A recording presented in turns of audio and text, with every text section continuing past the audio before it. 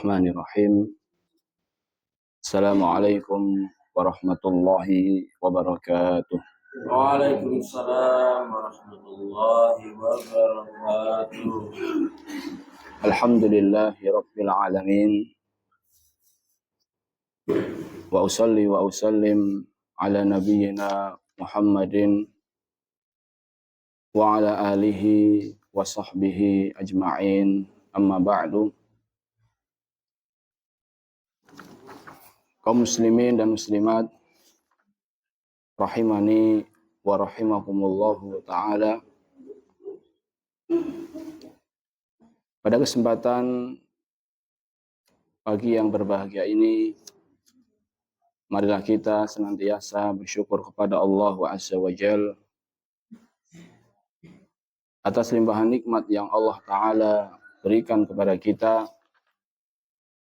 sehingga pada kesempatan kali ini kita bisa kembali membaca hadis-hadis Nabi Shallallahu Alaihi Wasallam yang dikumpulkan oleh Al-Imam Abdul Ghani Al-Maqdisi rahimahullahu ta'ala.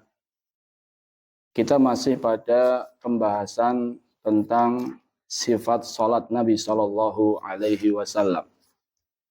Pada pertemuan yang lalu kita membahas tentang bagaimana salat Nabi Shallallahu Alaihi Wasallam secara ringkas dari awal sampai akhir dari hadis riwayat Aisyah radhiyallahu taala anha. Pada pertemuan kali ini kita akan membahas hadis yang membahas tentang kapan saja seseorang mengangkat tangan di dalam salat dan bagaimana cara mengangkat tangan. An Abdullah bin Umar radhiyallahu taala anhuma, dari Abdullah bin Umar semoga Allah taala meridhoinya, anna Nabiyya sallallahu alaihi wasallam, bahwasannya Nabi sallallahu alaihi wasallam kana yarfa'u yadayhi hadwa mankibaihi, bahwasannya Nabi sallallahu alaihi wasallam mengangkat kedua tangannya sejajar dengan bahunya, sejajar dengan kedua bahunya. Idza ftataha shalah, apabila beliau mengawali salat. Maknanya adalah ketika beliau melakukan takbiratul ihram, beliau sambil mengangkat tangan. Bedakan jamaah antara takbir sama mengangkat tangan.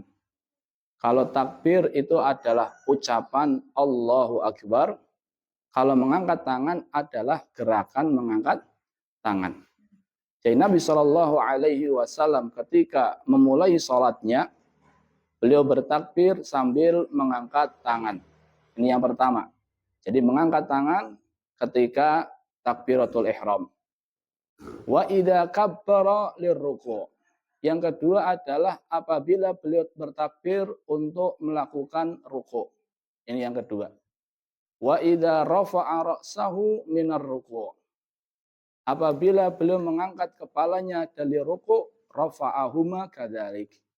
Beliau juga mengangkat kedua tangannya.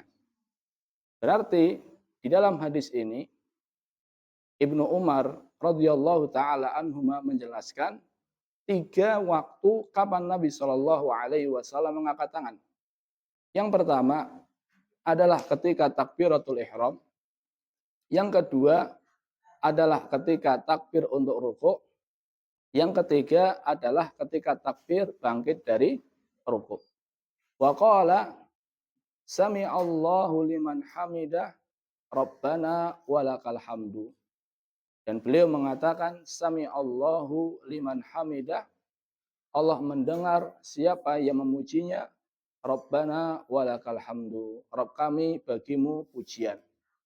Kita pernah sampaikan bahwasanya rabbana walakal hamdu itu bisa dibaca rabbana walakal hamdu, bisa rabbana lakal hamdu, bisa Allahumma rabbana walakal hamdu, bisa juga Allahumma rabbana lakal hamdu.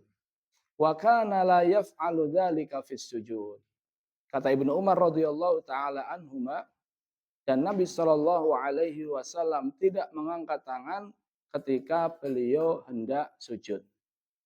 Ada beberapa riwayat yang menjelaskan bahwasannya Nabi Shallallahu Alaihi Wasallam mengangkat tangan ketika mau sujud.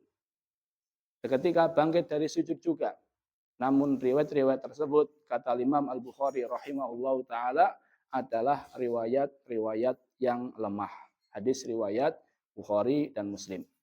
Pembahasan kita terkait hadis ini jamaah, kita akan bagi menjadi dua pembahasan. Pembahasan yang pertama adalah al-mawadhi', tempat-tempat kapan seseorang mengangkat kedua tangan. Hadis ini menunjukkan bahwasannya di antara sunnah Nabi Shallallahu Alaihi Wasallam di dalam menjalankan sholat adalah mengangkat tangan ketika bertakbir, ketika hendak ruku, dan yang lainnya. Hal ini berdasarkan hadis yang diriwayatkan oleh Abdullah bin Umar dan hadis-hadis yang lain. Ada sebagian hadis jamaah yang dijadikan pegangan oleh sebagian ulama, di antaranya mazhab Hanafi dan mazhab Maliki, yang menyatakan bahwasannya tidak disunahkannya mengangkat tangan ketika mau ruku, ketika mau sujud. Makanya kita dapati di sebagian video jamaah, kalau kita melihat ada mazhab Maliki, ulama orang-orang yang bermazhab Maliki atau bermazhab Hanafi, itu ketika mau ruku atau ketika bangkit dari ruku, mereka tidak mengangkat tangan. Apa alasannya? Alasan mereka adalah hadis dari Ibnu Umar juga.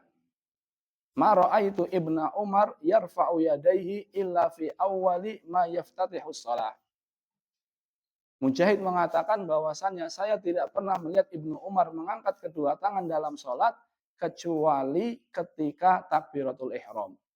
Sehingga mazhab Hanafi, mazhab Maliki itu mengangkat tangannya hanya apa? Takbiratul ihram. Adapun yang lain mereka tidak mengangkat tangan. Namun kita katakan bahwasannya riwayat ini lemah. Riwayat ini lemah, menyelisih hadis riwayat Bukhari dan Muslim. Ditambah lagi, kalau seandainya, kalaupun riwayat ini sahih, maka maknanya adalah Ibnu Umar sesekali meninggalkan bukan karena tidak disyariatkan. Namun beliau meninggalkan, beliau memberikan pelajaran bahwasannya mengangkat tangan hukumnya apa? Sunnah. Lebih-lebih tadi kita sampaikan bahwasannya riwayat Ibnu Umar tidak mengangkat kedua tangan, ini adalah riwayat yang lemah. Bahkan ada riwayat yang sahih jamaah, dari Malik, anna Ibnu Umar kana idza ra'a rajulan la yarfa'u yadayhi idza raka'a wa idza rafa'a ramahu bil hasa. Dari Malik bahwasanya Ibnu Umar kalau beliau melihat ada orang yang ketika sholat mau ruku, mau bangkit dari ruku, lah kok tidak mengangkat tangan, dilempar pakai batu. Jadi Ibnu Umar ini menunjukkan bahwasannya Ibnu Umar yang benar riwayat dari beliau adalah ketika mau ruku dan ketika bangkit dari ruku adalah apa? Mengangkat kedua tangan. Bahkan ketika melihat ada orang lah kok ketika mau ruku, ketika bangkit dari ruku, lah kok enggak mengangkat tangan, itu dilempar pakai apa? Pakai batu. Maksudnya pakai kerikil lah, mengingatkan. Ini menunjukkan akan semangatnya mereka dalam mengamalkan sunnah. Disebutkan pula bahwasannya Tawus, beliau Tawus, itu ketika selesai sholat, beliau bertanya sama anaknya. Nak, tadi kamu ketika sholat baca doa habis tahiyat enggak?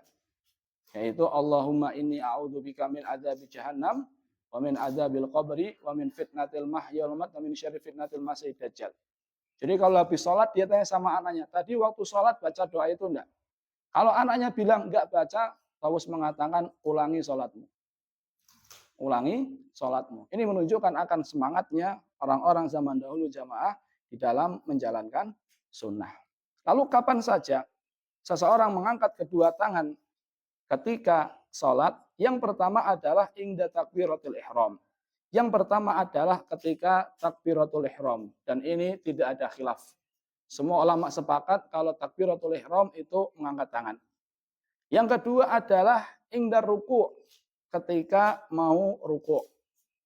Yang ketiga adalah inda raf'i minhu, ketika bangkit dari ruku'. Jadi yang kedua adalah ketika ruku', yang ketiga adalah ketika bangkit dari ruku', dan ini pendapat yang kuat.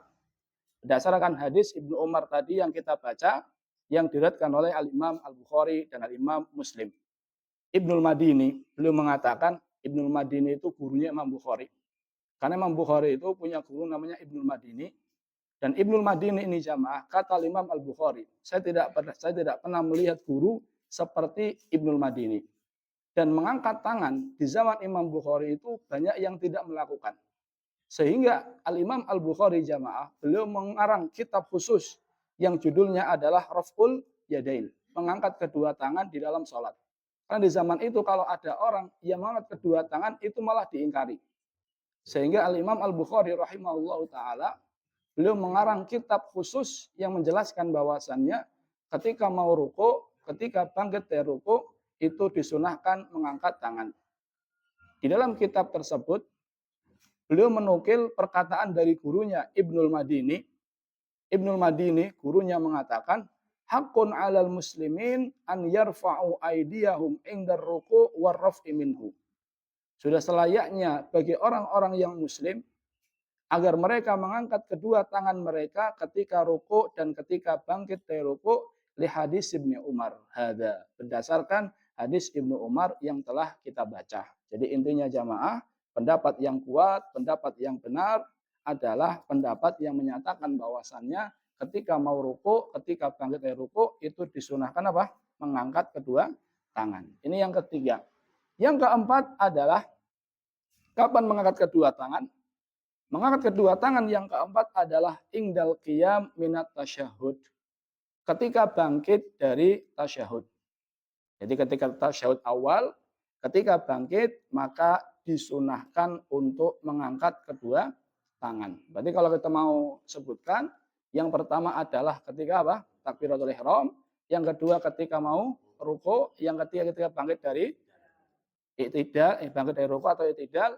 Dan yang keempat adalah ketika bangkit dari tasyahud awal. Mana dalilnya? Dalilnya adalah sabda Nabi Shallallahu Alaihi Wasallam dari sahabat Ibnu Umar yang diriwayatkan oleh Al-Imam Al-Bukhari rahimahullahu taala, wa idza qama minar rak'ataini rafa'a yadayhi. Dan Nabi Shallallahu Alaihi Wasallam apabila beliau bangkit dari rakaat kedua, rafa'a yadayhi, beliau mengangkat kedua tangannya. Dan ini pendapat insya Allah yang lebih kuat yang dipilih oleh Imam Bukhari, Ibnu Taimiyah dan lainnya. Ini pembahasan pertama. Pembahasan kedua adalah bagaimana cara mengangkat kedua tangan. Di dalam syarah kitab ini disebutkan ada dua. Yang pertama adalah ila hadwil mankibai, mengangkat kedua tangan sejajar dengan kedua bahu. Mana hadisnya? Hadis bab, yaitu hadis Ibnu Umar yang tadi kita baca. Jadi kita mengangkat tangan, itu tangannya itu sejajar dengan apa? Kedua bahu. Yang kedua adalah ila syahmatil udunaini, mengangkat tangan sejajar dengan kedua telinga. Berarti yang pertama sejajar dengan bahu, yang kedua adalah sejajar dengan apa? Telinga. Yang telinga ini jamaah ada dua.